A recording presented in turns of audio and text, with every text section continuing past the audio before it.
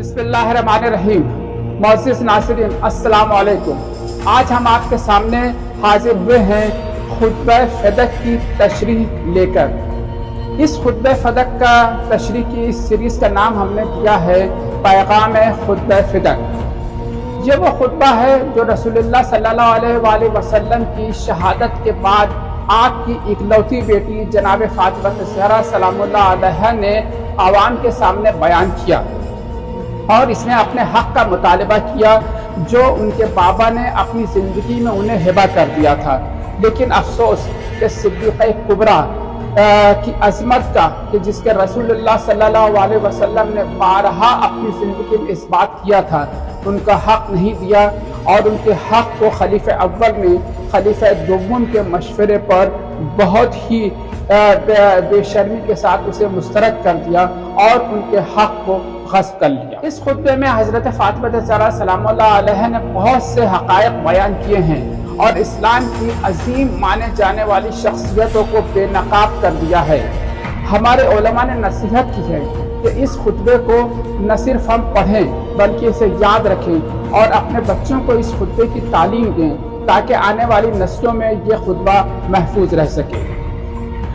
ان سب باتوں کو مد نظر رکھتے ہوئے میں نے یہ مناسب جانا کہ کسی بزرگ عالم دین کے ذریعے اس خطبے کی تفصیلاً تشریح کرائی جائے۔ اس کے لیے میں نے انتخاب کیا حجت الاسلام والمسلمین عالی جناب مولانا سید محمد اسلم رضوی صاحب کا، جو مہاراشٹرا علماء کونسل کے چیئرمین ہیں، کہ وہ اس خطبے کی تشریح کریں، اور میں نے انتخاب کیا مولانا عقیل ترابی صاحب کا کہ وہ مولانا سے کچھ ایسے سوالات کریں کہ جو خطبے کی تشریح کے بعد ہمارے جوانوں کے ذہن میں آ سکتے ہیں، تاکہ اس خطبے کی تشریح کے ساتھ ساتھ ان جوانوں کے سوالات کے جوابات بھی ہمیں ملتے رہیں۔ وقت کی قلت کی وجہ سے اور سامعین کی مصروفیت کی وجہ سے ہم نے اس کے ہر ایپیسوڈ کا لمٹ صرف 30 منٹ رکھی ہے تاکہ اسے دیکھنے والے بآسانی دیکھ سکیں۔ اس لحاظ سے اس خطبے کے 10 ایپیسوڈ بنے ہیں، جس کی پہلی قسط آپ کے پیش خدمت ہے۔ اب میں مولانا اسلم رضوی صاحب سے اور مولانا عقیل ترابی صاحب سے گزارش گزار ہوں کہ وہ اس اہم بحث کا آغاز۔ اعوذ باللہ من شر الشیطان اللعین الرجیم، بسم اللہ الرحمن الرحیم۔ ناظرین السلام علیکم ورحمۃ اللہ وبرکاتہ۔ اور آپ اس وقت ایک خاص پروگرام میں ہمارے ساتھ شامل ہو رہے ہیں، اور اس پروگرام کا نام ہے پیغام خطبہ فدق۔ آج کے اس دور میں جب کہ انسان بھاگ رہا ہے، دوڑ رہا ہے، ضروریات زندگی کے لیے وقت نکال رہا ہے، ایسے دور میں ہمارے لیے لازم و ضروری ہوتا ہے کہ ہم دین، اسلام، شریعت اور مذہب اور ریلیجن کے ساتھ رہیں۔ مگر یہ پاسبل کیسے ہوگا؟ ممکن کیسے ہوگا؟ یہ ممکن ہوتا ہے کہ جو بھی فری وقت ہوتا ہے، خالی وقت ہوتا ہے، ایسے میں آپ سوشل میڈیا ضرور چیک کرتے ہیں، اور سوشل میڈیا جس وقت آپ چیک کرتے ہیں ان میں جو خاص دن ہوتے ہیں اور جو خاص ایام ہوتے ہیں، ان میں آپ اس بات کی کوشش کرتے ہیں کہ کچھ معلومات آپ کو میسر آ جائے۔ اسی بنیاد پر ایام فاطمی کے ان خاص ایام میں ہم ایک پروگرام آپ کی خدمت میں لے کر حاضر ہوئے ہیں، جس کا نام ہے پیغام خطبہ فدق۔ ہمارے کچھ سوالات ہیں فدق کے حوالے سے۔ فدق کے بارے میں جاننا، خطبہ فدق خاص طور پر جو شہزادی سلام اللہ علیہا دفتر تخلیق کی غایت اصلی، مصحف تکوین کی آیت جلی، یعنی زوجہ علی مادر حسنین کریمین علیہم السلام، شہزادی سلام اللہ علیہا کے دہن مقدس سے نکلے ہوئے وہ تمام کلمات، وہ تمام جملے، وہ تمام سینٹنس کہ جو آج بھی اس بات کے متقاضی ہیں کہ آپ ان کو سمجھیں اور جانیں، اور اس کی حقیقت کیا ہے اس کو بھی جاننے کی کوشش کریں۔ اسی بنیاد پر ہم کچھ سوالات لے کر حجت الاسلام والمسلمین عالی جناب مولانا محمد اسلم رضوی صاحب، جو کہ رئیس شیعہ علماء بورڈ مہاراشٹرا ہیں، ہم ان کی خدمت میں آئے ہیں۔ ہم اپنے سوالات ان کی خدمت میں پیش کریں گے۔ ان سوالات کو آپ بھی بغور سنیں، ہو سکتا ہے کہ آپ کے ذہن میں یہ سوال کہیں نہ کہیں پہلے سے موجود ہو، اور اس کے جوابات سے آپ یقیناً استفادہ کریں گے۔ ہمارا پہلا سوال ہے کہ فدق کے بارے میں آپ کچھ بیان فرمائیں۔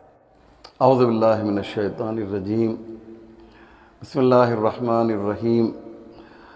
الحمد للہ والصلاۃ علی اہلہا۔ علی جناب مولانا عقیل ترابی صاحب، آپ کا میں دل کی گہرائی سے شکریہ ادا کرتا ہوں، اور اس پروگرام کے جو محرک ہیں، جو بانی ہیں، جن کی وجہ سے یہ پروگرام پیش کیا جا رہا ہے سوشل میڈیا پر، جناب فیروز ہاشمی صاحب، میں ان کا بھی شکریہ ادا کرتا ہوں کہ اتنے اہم ٹاپک پر، اتنے ضروری موضوع پر آپ نے یہ پروگرام مرتب کرنے کا ارادہ کیا ہے، اور میں دعا ان کے لیے کیا کروں، اس کا تعلق، اس پروگرام کا تعلق جناب شہزادی سے ہے، وہی انہیں اجر مرحمت فرمائیں گی، کیونکہ جیسا کہ آپ نے فرمایا کہ اس پروگرام کا جو موضوع ہے وہ پیغام فدق ہے۔ فدق کا پیغام کیا ہے، یہ بہت ہی ایک اہم مسئلہ ہے، اور انشاءاللہ ہم سب چلے جائیں گے، آپ کو بھی جانا ہے، ہم کو بھی جانا ہے، لیکن انشاءاللہ یہ جو ایپیسوڈ ہے، یہ جو پروگرام ہے، انشاءاللہ social media per for ever ہمیشہ کے لیے باقی رہے گا، اور آنے والی نسلیں بھی اس پروگرام سے استفادہ کریں گی، اور اس اہم ٹاپک پر جو باتیں بیان کی جائیں گی، ہمارے سامعین، ناظرین، دیکھنے والے، سننے والے، وہ یہ سمجھیں گے کہ فدق کا مسئلہ اتنا اہم کیوں ہے، یہ برننگ ٹاپک دین مبین اسلام میں کیوں ہے۔ اسے انشاءاللہ ہم چند ایپیسوڈ کے ذریعے سے بیان کریں گے۔ واقعہ فدق یہ ایک ایسا واقعہ ہے کہ صدر اسلام سے لے کر آج تک یہ موضوع بحث ہے، اور ہر ایک کوشش کرتا ہے کہ اپنے اپنے رہنماؤں کو اس میں بچائے اور ان کو جو ہے کلین چٹ دے۔ میں جو بات کہہ رہا ہوں آپ سمجھ رہے ہیں، لیکن ہم انشاءاللہ تعالی کوشش یہی کریں گے کہ جو سچائی ہے اسے بیان کریں، اور جو تعصب کا اینک ہے اسے اتار کر دیکھا جائے، اور جتنے بھی ناظرین ہیں جو مجھے اس وقت دیکھ اور سن رہے ہیں، میں ان سے گزارش کروں گا کہ آپ فی الحال پروگرام کو دیکھیے اور خود قضاوت کیجئے کہ حقیقت اور سچائی کیا ہے اور کس کی طرف ہے۔ انشاءاللہ کچھ باتیں پیش کی جائیں گی فدق کے موضوع پر۔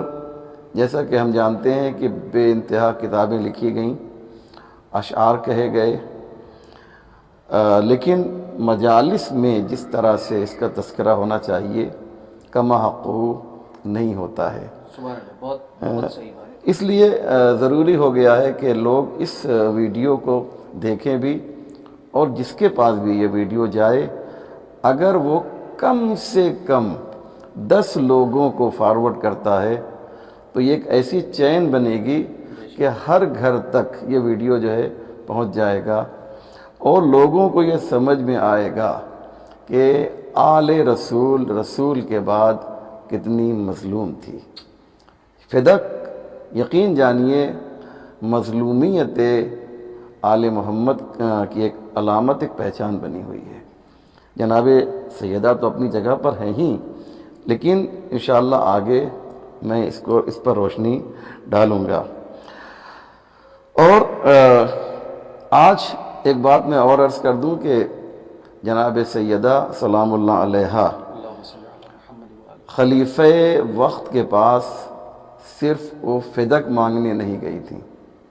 ایک نئی بات آپ کے ناظرین کے لیے ہوگی، اور عام طور سے خیال یہی ہے، فکر یہی ہے کہ جناب سیدہ فدق کے لیے صرف گئی تھی، نہیں، جناب سیدہ 3 باتیں تھیں، 3 چیزیں مانگنے گئی تھیں۔ نمبر 1 تو فدق، اور دوسرے نمبر پہ وہ خیبر میں وہ مال کہ جو غنیمت کے طور پہ اہل بیت علیہ السلام سے مخصوص تھا، آپ جانتے ہیں نا کہ خمس کا تعلق جو ہے 20% ان سے بنی ہاشم سے مربوط تھا، تو وہ خمس کا بھی وہ پیسہ جو تھا ایک مخصوص جگہ پہ رکھا گیا تھا اور مخصوص تھا آل محمد کے لیے، تو اسے بھی غصب کر لیا گیا تھا، جس سے وہ ان کی جو ہے کفالت ہوا کرتی تھی۔ اور تیسری چیز ہے کچھ ایسے اموال ہیں جو انشاءاللہ اگر وقت ملا تو آج ہی، نہیں تو انشاءاللہ آئندہ کے ایپیسوڈ میں، کہ جو پیغمبر کا مخصوص مال تھا۔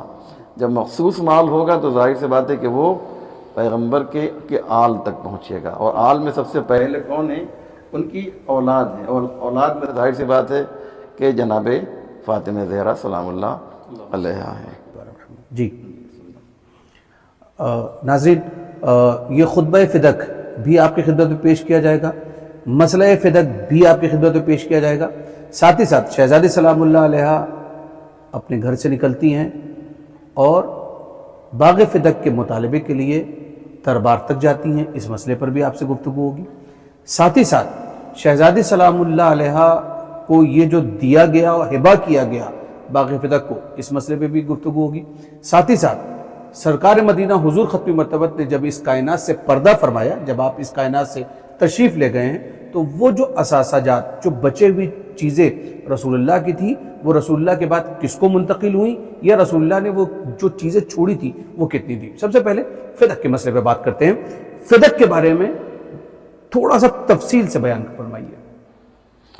جی ہاں، دیکھیے پیغمبر اسلام کے زمانے میں آپ چاہیں تو ان کے اموال کو دو حصوں میں تقسیم کر سکتے ہیں۔ ایک پیغمبر کا خصوصی مال ہے اور ایک پیغمبر کا مال تو ہے، یعنی حق تصرف پیغمبر کو تو ہے، لیکن اس میں عام مسلمین کو بھی حصہ ملتا ہے۔ میں مثال دے دوں کہ مال غنیمت جو جنگ کے ذریعے سے حاصل ہو، جس کے اندر باقاعدہ جنگ ہو، اور جنگ کرنے کے بعد لشکر اسلام کو جب کامیابی ملتی ہے تو اس میں جو لشکر، دشمن کا لشکر جو مال چھوڑ کر جاتا ہے یا وہ تسلیم ہو جاتا ہے اور وہ مال اسلام کے قبضے میں آ جاتا ہے، یعنی اپنے آپ کو سرنڈر کر دیتا ہے، سرنڈر کرنے کے بعد جو مال بھی مسلمانوں تک پہنچتا ہے اس مال کو مال غنیمت کہا جاتا ہے۔ تو یہ وہ مال ہے کہ اس کے اندر ہر ایک شریک ہے، اس میں جو ہے تقسیم کیا جائے گا مسلمانوں میں، کیونکہ جنگ ہوئی ہے۔ لیکن ایک ایسا بھی مال ہے کہ جو بغیر جنگ کے حاصل ہوتا ہے۔ مثال دے دوں میں آپ کو، جیسے بنو نذیر کا جو مال تھا، جو یہودی جو تھے، ان کا جو مال تھا، انہوں نے جنگ نہیں کی بلکہ روب ایسا طاری ہوا لشکر اسلام کا کہ وہ انہوں نے خود ہی سے کہا پیغمبر سے کہ ہم جو ہے سرنڈر کرنا چاہتے ہیں، ہم تسلیم ہونا چاہتے ہیں، ہم آپ سے جنگ نہیں کریں گے۔ تو پیغمبر نے اپنا ایک قاصد بھیجا، ایک سفیر بھیجا اور کہا کہ اگر تم نے ہمیں سمجھ لیا ہے تو تم ایک کام یہ کرو تم لوگ کہ مسلمان ہو جاؤ۔ کہا یہ ممکن نہیں ہے۔ کہا اگر یہ ممکن نہیں ہے تو پھر جو ہے تم کیا چاہتے ہو؟ کہا کہ ہمارا جو مال ہے یہ مال ہے، آپ یہ لے لیجئے۔ تو یہودیوں نے کیا کیا کہ ایک بہت بڑی پراپرٹی تھی جس کا نام ہی فدق تھا۔ یہ فدق نام جو ہے یہودیوں کا رکھا ہوا ہے، یاد رکھیے گا، یعنی فدق اس جگہ کا نام تھا، اور یہ اتنا بڑا باغ تھا کہ اس کی خصوصیت یہ تھی کہ اس کی اہمیت کیوں تھی؟ فدق کی اہمیت اس لیے تھی کہ وہ زمین بہت زرخیز ہے جو مدینہ کے باہری حصے پہ، میں خود وہاں جا کر میں دیکھ چکا ہوں، اور جو لوگ مدینہ گئے ہیں انہوں نے دیکھا ہے کہ اس کی خاصیت یہ ہے کہ وہاں کی زمین بہت اچھی ہے۔ ہم سب جانتے ہیں کہ آج کی زبان میں سعودی عرب اور اس زمانے کے زبان میں حجاز نام آپ جانتے ہیں کہ پہلے جو ہے حجاز نام ہوا کرتا تھا، ان لوگوں نے قبضہ کیا تو اس کا نام سعودی عرب رکھ دیا، آل سعود نے اس کا نام چینج کر دیا۔ تو حجاز میں، جزیرہ نما حجاز میں سب سے زیادہ زرخیز جو زمین تھی اس پہ قبضہ جو ہے یہودیوں کا تھا۔ آپ غور کر رہے ہیں، یعنی کھیتی کے حساب سے. اور آج بھی آپ جا کے دیکھیں گے تو بڑی زرخیز زمین ہے, اور خصوصیت یہ تھی اس زمانے میں کہ وہاں پر چشمے زمین سے ابلتے تھے. اور اس زمانے میں کہ جب پانی کی بڑی قلت ہوا کرتی تھی, تو ایسے ماحول میں ایسے موقع پر جو ہے پانی کہیں سے نکل رہا ہو تو اس کی قیمت اور بڑھ جاتی ہے. چنانچہ آپ جانتے ہیں کہ یہ جو مال, یہ جو جگہ تھی, انہوں نے یہودیوں نے پیغمبر کو بغیر جنگ کے دے دی. یہ ساری پراپرٹی بغیر جنگ کے دے دی. اس مال کو جو ہے جس میں کوئی جنگ نہ ہو, اس کو فے کہتے ہیں عربی زبان میں. فے اس مال کو اس پراپرٹی کو کہا جاتا ہے کہ جو بغیر کسی جنگ کے حاصل ہو جائے. یہ کس کی ملکیت ہے آپ جانتے ہیں؟ یہ ملکیت جو ہے یہ کس کی ہے؟ یہ صرف اور صرف رسول کی ہے. اور اس کے لیے جو ہے قرآن کی آیت انشاءاللہ آگے میں ان آیتوں کو پیش کروں گا, ابھی تو شروعاتی دور ہے. تو یہ پیغمبر کی خاص پراپرٹی ہے. اب جب پیغمبر کی خاص پراپرٹی ہے تو یہ پیغمبر کو پورا اختیار ہے کہ یہ جسے چاہیں اسے دے سکتے ہیں. مثلا یہ قلم آپ کے ہاتھ میں ہے, یہ آپ کی پراپرٹی ہے. آپ چاہیں تو اپنے بچوں کو دے دیں, آپ چاہیں تو اپنے کسی عزیز کو دے دیں, آپ چاہیں تو کسی اپنے دوست کو دے دیں, کیونکہ آپ کی خاص پراپرٹی ہے.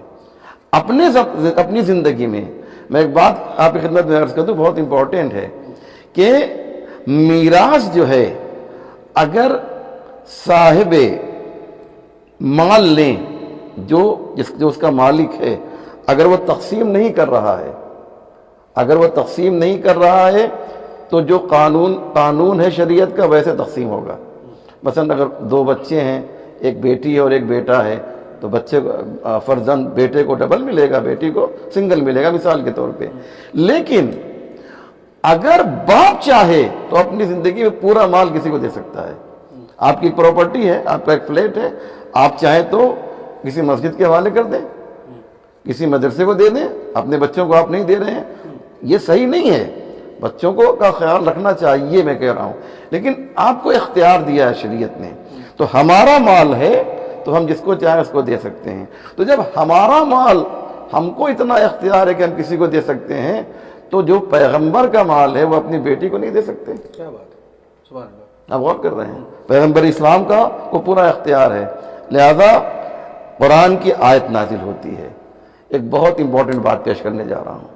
آیت نازل ہوتی ہے وَآتِ ذَا الْقُرْبَ حَقَّهُ. یہ قرآن کی آیت نازل ہوتی ہے کہ جو تم سے سب سے زیادہ قریب ہے. قربہ جو ہے یہ افعل التفضیل ہے نا. تو جو سب سے زیادہ قریب ہے اسے کیا کرو, اس کا حق دے دو. تو انصاف سے بتائیے کہ جناب فاطمہ سے زیادہ پیغمبر سے کون قریب ہو سکتا ہے؟ کوئی نہیں ہے.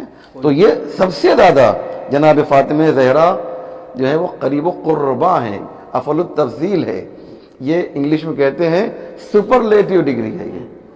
چنانچہ جناب پیغمبر نے پوچھا کہ جبریل, حالانکہ پیغمبر تو جانتے تھے, وہ تو ہمیں اور آپ کو بتانے کے لیے کہ اے جبریل تم نے جو یہ کہا ہے کہ جو ذل قربا ہیں ان کو یہ حق دے دیا جائے, تو یہ ہے کون؟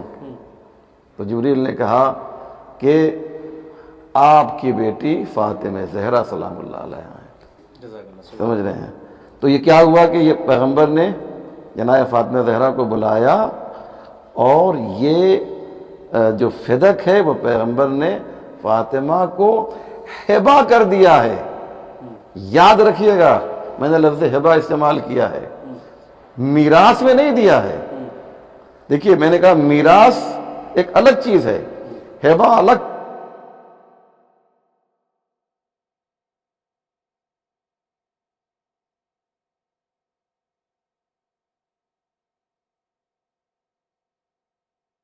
نہیں رہ گئی تو پھر آپ کے بعد جو ہے آپ کے ماننے والے جو بھی ہیں وہ اس پر کلیم نہیں کر سکتے ہیں, کیونکہ آپ نے ہبہ کر دیا ہے. ہبہ کرنے کا مطلب یہ ہے, آسان زبان میں بتا دوں میں آپ کے ناظرین کے لیے, ہبہ جب کسی کو کوئی مال کیا جاتا ہے تو جیسے میں نے اپنی ایک پراپرٹی کسی کو دے دی تو جس کو دیا ہے وہ اس کا حقدار ہو گیا، یہ پراپرٹی ہماری ملکیت سے خارج ہو جاتی ہے، اسے ہبہ کہتے ہیں۔ تو جب فاطمہ زہرا سلام اللہ علیہا کو فدق دے دیا پیغمبر نے، یعنی ہبہ کر دیا، تو اب ملکیت جو رسول اللہ کی تھی اب ان کی ملکیت نہیں رہے گی۔ ہبہ کا یہ قانون ہے۔ جی آپ کا اور کچھ سوال ہو تو بتائیے۔ سوال یہ ہے، سب سے پہلے تو ناظرین اور خاص طور پر یوتھ اور خاص طور پر نوجوان طبقہ جو ہم سن اور کم سن ہے وہ اس بات کو سمجھے، وہ مال کہ جس کو مسلمانوں نے رسول اللہ کے ساتھ جنگ میں رہتے ہوئے لڑ کر حاصل کیا ہے، اس پر اصحاب کا بھی حق بنتا ہے، انصار کا بھی حق بنتا ہے، ساتھ ہی ساتھ رسول اللہ صلی اللہ علیہ وآلہ وسلم اور ان کے خانوادے کے جو لوگ بھی اس میں شریک ہیں ان سب کا حق بنتا ہے۔ لیکن کہ جو بغیر جنگ کے حاصل ہوا ہے، کنفیوز نہ ہوئیے گا، بالکل سادی سی زبان ہے، بالکل آسان سی بات ہے۔ ایک وہ مال ہے جو جنگ کے ساتھ حاصل ہوتا ہے، ایک وہ مال ہے کہ جس میں کوئی جنگ نہیں ہوئی ہے، دشمن نے اپنے آپ کو سرنڈر کیا ہے اور وہ مال رسول اللہ تک پہنچ گیا ہے۔ وہ فدق یہ بغیر جنگ کے ہوا ہے معاملہ، اور اس میں دشمن نے اپنے آپ کو رسول اللہ کے سامنے سرنڈر کیا، دل رسول اللہ نے اس کو ہبہ کر دیا ہے۔ سوال یہ پیدا ہوتا ہے آقا کہ جب یہ اتنی واضح اور کلیئر بات ہے تو اس پر منکرین فدق نے اپنے طرف سے ایک حدیث کو بیان کیا ہے، جو بظاہر حدیث ہو بھی سکتی ہے یا بظاہر حدیث نہیں بھی ہو سکتی ہے، اس کو من گھڑت بھی کہا جا سکتا ہے، اپنے طریقے سے انہوں نے کوئی نہ کوئی بات کہی ہے۔ آپ اس حدیث کے سلسلے میں کیا کہیں گے؟ یہاں پر دیکھیے دو اصطلاح ہے، اس سے سمجھنا بہت ضروری ہے کہ جب کوئی مقدمہ کوئی کیس ہوتا ہے تو اس میں دو طرفین ہوتے ہیں، ایک طرف جو ہوتا ہے وہ مدعی ہوتا ہے اور ایک جو ہوتا ہے وہ منکر ہوتا ہے۔ اس کو سمجھیے، بہت امپورٹنٹ چیز ہے، اور انشاءاللہ یہ مدعی اور منکر کی بات انشاءاللہ آخر تک آئے گی۔ مدعی کا مطلب یہ ہوتا ہے کہ جو دعویٰ کرتا ہے، آپ سمجھ رہے ہیں، آپ کے ہاتھ میں قلم ہے، آپ کہیں کہ یہ میرا ہے تو آپ کیا ہوئے؟ یہ مدعی ہوئے، سمجھ رہے ہیں، اور میں یہ کہوں کہ صاحب نہیں یہ آپ کا نہیں ہے، ٹھیک ہے، تو یہ وہ منکر ہو جائے گا۔ تو جو انکار کرے پراپرٹی کو کہ یہ آپ کی نہیں ہے وہ منکر ہے، اور جو کہے کہ یہ میری ہے اسے کیا بولتے ہیں؟ مدعی کہتے ہیں۔ تو جب جناب فاطمہ زہرا سلام اللہ علیہ دربار میں گئی تھی تو جناب فاطمہ زہرا کیا ہوئی؟ مدعی ہوئی۔ ان کا دعویٰ ہے کہ فدق ہمارا ہے، اور جو سامنے خلیفہ وقت ہے وہ کیا کہہ رہا ہے کہ فدق آپ کا نہیں ہے، تو یہ کیا ہوئے؟ منکر ہوئے، اور وہ جناب فاطمہ زہرا یہ ہیں مدعی۔ یہ ذہن میں رکھیے گا جناب فاطمہ۔ اور اس کو آسان کیا جا سکتا ہے، جی مدعی اور منکر، جی اس کو اور کسی لفظ کے ذریعے سے آسان کیا جا سکتا ہے؟ یعنی ایک تو وہ ہو گیا کہ جس نے اپنی طرف سے دعویٰ کیا ہے، اور ایک وہ ہو گیا کہ جو اس دعوے کا انکار کر رہا ہے۔ تو ایک بات سمجھ میں آ گئی کہ ایک مدعی ہے اور ایک منکر ہے، مگر اس کے علاوہ بھی اور کوئی لفظ آسان آ سکتی ہے اس جگہ پر، یا کوئی اگزامپل یا کوئی مثال ایسی جس کی وجہ سے ناظرین کو آسانی ہو جائے؟ بالکل، جیسے ہماری ایک پراپرٹی ہے، میری ایک پراپرٹی ہے، اور میں پراپرٹی کسی نے لے لی، میں اس کے پاس جا رہا ہوں کہ صاحب یہ میرا گھر آپ نے کیوں لے لیا ہے، تو میں کیا ہوں گا؟ آپ مدعی ہو، میں مدعی ہو گیا۔ اور جس نے قبضہ کر لیا ہے، جو غاصب ہے، وہ انکار کر رہا ہے، کہہ رہا ہے کہ یہ پراپرٹی آپ کی نہیں ہے، دعوے پر انکار کرنے والا وہ منکر ہو جائے گا۔ یہ آسان زبان میں جی۔ تو منکر نے ایک دلیل پیش کی، انہوں نے ایک حدیث بیان کی، وہ حدیث کیا وہ سن لیجئے۔ کہا کہ یہ جو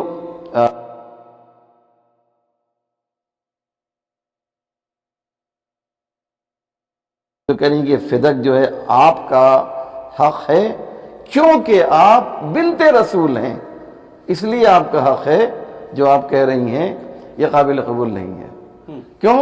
جناب فاطمہ میں بیٹی ہوں، میں وارث ہوں، اپنے بابا کی وارث ہوں، تو یہ مجھے ملنا چاہیے۔ جناب فاطمہ زہرا نے یہ بات کہی تو انہوں نے کہا کہ نہیں، آپ وارث ضرور ہیں لیکن فدق آپ کو نہیں مل سکتا۔ کہا کیوں؟ کہا اس لیے کہ وارث اس لیے کہ میں چاہتا ہوں آپ کے ناظرین بھی اسے توجہ کے ساتھ سن لیں کہ جناب فاطمہ زہرا نے یہ اعلان کیا کہ میں وارث ہوں، مدعی نے یہ اعلان کیا کہ میں وارث ہوں، منکر نے کہا کہ آپ وارث تو ہیں لیکن کوئی آپ کو فدق نہیں دلا سکتا ہے۔ کہا کیوں؟ کہا کیونکہ آپ کے بابا کی حدیث جو ہے ایک حدیث ہے جو آپ کے بابا نے بیان کی ہے۔ کہا حدیث کیا ہے؟ کہا نحن معاشر الانبیاء لا نورث ما ترکنا صدقہ۔ کیا کہا جناب سیدہ سے اس منکر نے جو سامنے بیٹھا ہوا ہے؟ وہ کہتا یہ ہے کہ پیغمبر نے فرمایا ہے کہ ہم معاشر الانبیاء، گروہ انبیاء، ہم جو انبیاء ہیں، جو نبی ہیں، یہ کسی کو وارث نہیں بناتے ہیں، ما ترکنا، اور جو ہم چھوڑ دیتے ہیں وہ صدقہ ہوا کرتا ہے۔ صدقہ کا مطلب وہ اردو زبان والا صدقہ نہیں ہے، صدقہ کہتے ہیں اس مال کو کہ جو عام مسلمانوں کے لیے ہو، جو لوگوں کو فائدہ پہنچائے، جو کسی ایک مخصوص شخص کے لیے نہ ہو بلکہ پورے ایک اجتماع کے لیے ہو۔ اس مال کو عربی زبان میں کبھی کبھی صدقہ بھی کہا جاتا ہے۔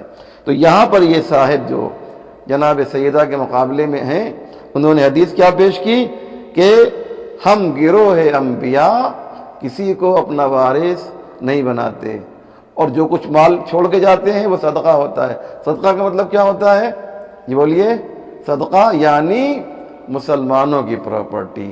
جب مسلمانوں کی پراپرٹی ہے تو اے فاطمہ آپ کیوں یہ باغ فدق لینے کے لیے آئی ہیں؟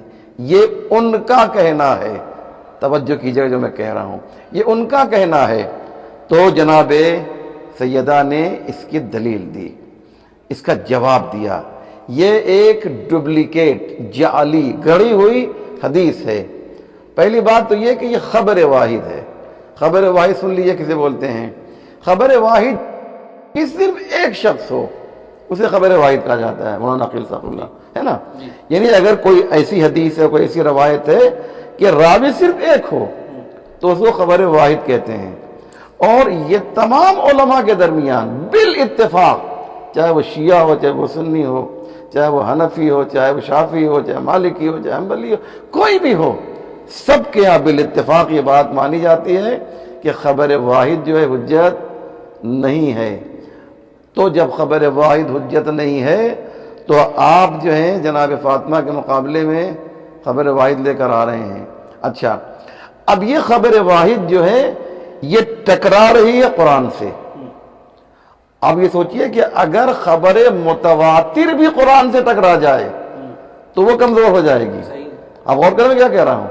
اگر ایک حدیث صحیح ہے، ایک حدیث معتبر ہے، ایک حدیث تواتر کے ساتھ حدیث پیش کی جا رہی ہے اور وہ قرآن کے مقابلے میں آ جائے تو اس کا مطلب کیا ہوگا کہ وہ حدیث زیرو ہو جائے گی، ختم ہو جائے گی۔ لیکن یہ جو ہے یہ حدیث جو خبر واحد ہے یہ قرآن کے مقابلے میں آ رہی ہے۔ کیسے؟ اس کو آپ سن لیجئے۔ وہ کیا ہے قرآن کہ للذکر مثل حظ الانثیین، یعنی کیا مقصد؟ خدا کہتا ہے کہ بیٹے کا حصہ جو ہے وہ ڈبل ہوتا ہے اور بیٹی کا کتنا ہوتا ہے؟ وہ سنگل ہوتا ہے۔ ایک باپ دنیا سے گیا، اس کی ایک بیٹی تھی اور ایک بیٹا تھا، مثال کے طور پہ 3 لاکھ روپے اس نے چھوڑے تو 3 لاکھ روپے میں سے 1 لاکھ روپے بیٹی کو ملے گا اور 2 لاکھ روپے مثال کے طور پہ بیٹے کو ملے گا۔ تو قرآن نے یہ بتایا کہ قرآن نص سے قرآن کا ٹکراؤ کس سے ہو رہا ہے؟ خلیفہ اول کی طرف سے پیش کی جانے والی حدیث سے ٹکراؤ ہو رہا ہے۔ وہی حدیث کی جس میں انہوں نے یہ کہا کہ ہم گروہ انبیاء کسی کو وارث نہیں بناتے اور ہم جو چھوڑ دیتے ہیں وہ صدقہ ہو جاتا ہے۔ فقط اور فقط یہی ایک حدیث۔ جی ہاں، جی ہاں، صرف ایک حدیث، اور اس کا راوی ان کے علاوہ کوئی نہیں ہے۔ مزے کی بات یہ کہ انہوں نے خود اعتراف کیا کہ میں ان سے سنا ہے. اگر یہ ہم نے کہہ دیتے تب بھی حدیث جو ہے کمزور پڑتی. کیوں؟ اس لیے قرآن سے ٹکرا رہی ہے. جب قرآن سے ٹکرائے گی کوئی حدیث تو کتنی بھی صحیح ہو وہ صحیح نہیں ہو سکتی ہے, وہ غلط ہی ہوگی. ٹھیک ہے, اب آئیے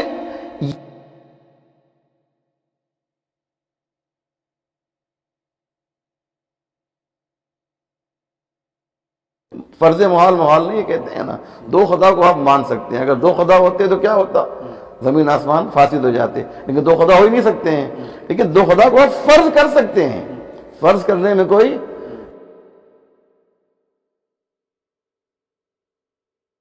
کیا جا سکتا ہے, فرض کیا جا سکتا ہے.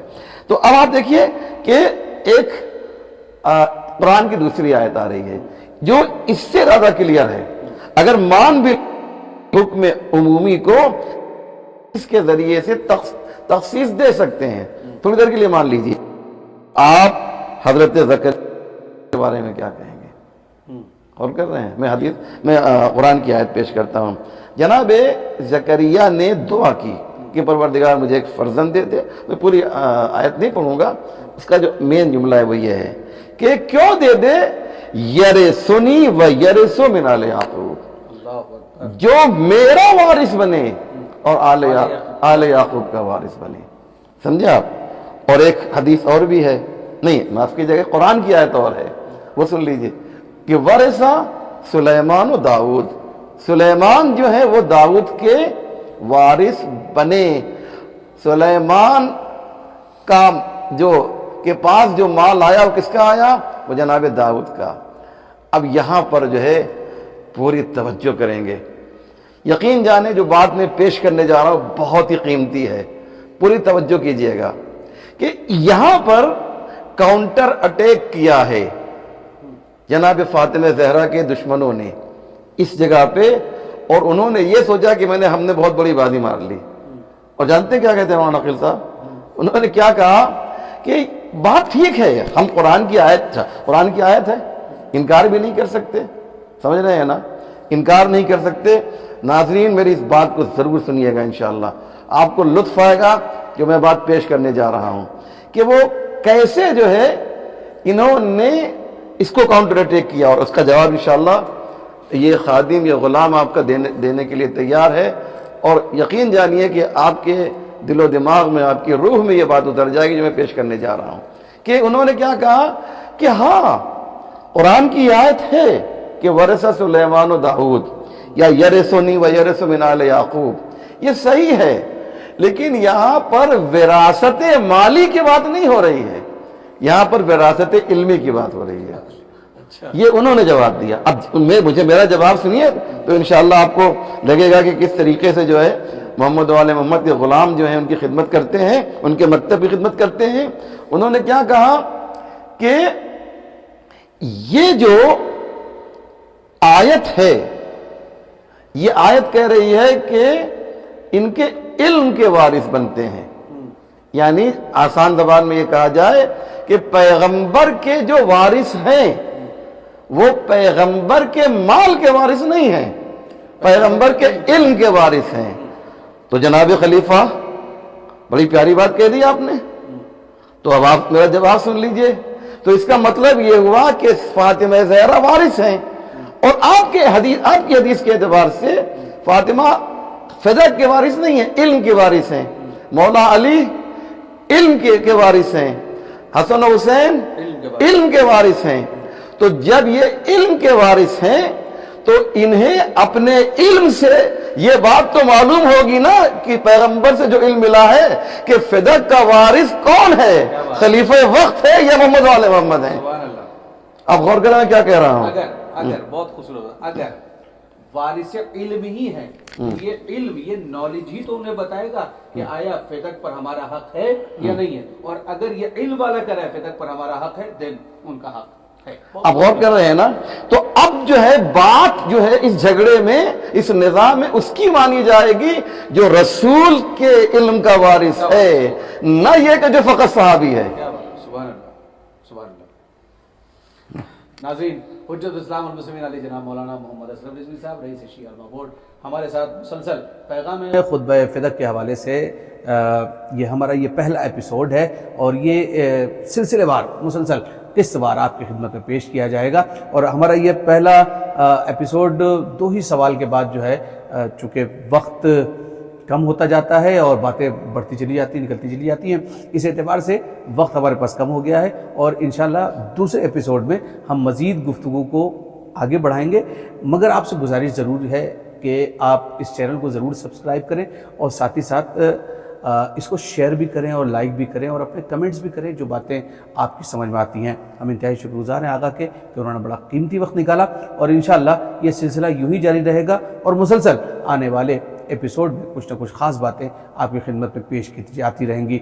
हुज्जत इस्लाम वल मुस्लिमीन अली जनाब मौलाना मोहम्मद असलम रिजवी साहब क़िबला ने एक नाम नामी और इसमें ग्रामी आपकी खिदमत में पेश किया कि जिनके ताउन से और जिनकी मदद के ज़रिए से और जिनकी हेल्प के ज़रिए से हम ये प्रोग्राम आपकी खिदमत में पेश कर रहे हैं, और वो हैं फ़िरोज़ हाशमी साहब जो मीरा रोड से ताल्लुक़ रखते हैं और इस बात की वो सही और कोशिश कर रहे हैं कि हक़ ज़हरा सलामुल्लाह अलैहा को दुनिया के सामने पेश किया जाए। मैं अकील तुराबी आपसे इजाज़त चाहता हूँ। अगले एपिसोड में आपसे ज़रूर मुलाकात होगी।